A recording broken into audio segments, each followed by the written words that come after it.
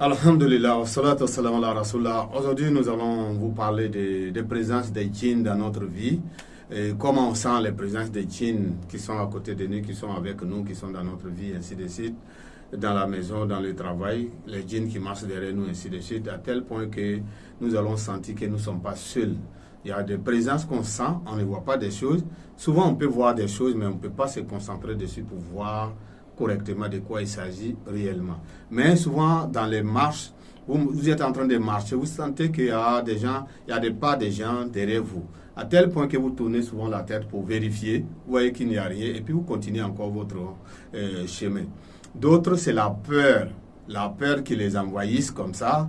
Et puis après, ils ne savent pas pourquoi ils ont eu peur, ils ont des frictions, après ils ne savent pas pourquoi, ils ont des colères négatives, après ils ne savent pas, ou souvent ils entendent qu'on a appelé son nom, à tel point que d'autres même, ils se disent que non, alors toujours on appelle mon nom, mais on dit que de ne pas répondre, si je réponds, c'est ça qui est mauvais. Non, le fait qu'on appelle ton nom déjà, c'est pas bon.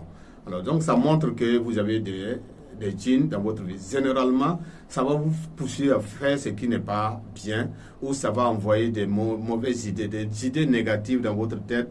Vous allez réfléchir, vous allez penser au suicide, vous allez penser aux collisions, vous allez penser aux accidents, vous allez penser aux morts de vos proches, des personnes qui vont venir vous voir, et puis la personne commence à demander la route, vous mettez dans votre tête que non, la personne, vous n'allez pas vous revoir encore.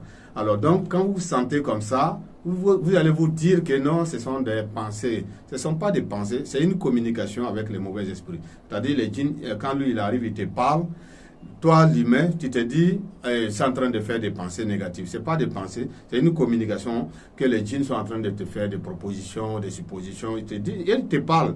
Mais toi, tu te dis que tu es en train de réfléchir. Ce n'est pas des réflexions. Alors, quand nous sentons comme ça, il faut savoir que nous avons un problème dans notre vie. Nous avons un lien avec les djinns. Souvent, ça peut être les djinns amoureux, c'est-à-dire les djinns, les femmes de nuit, les maris de nuit.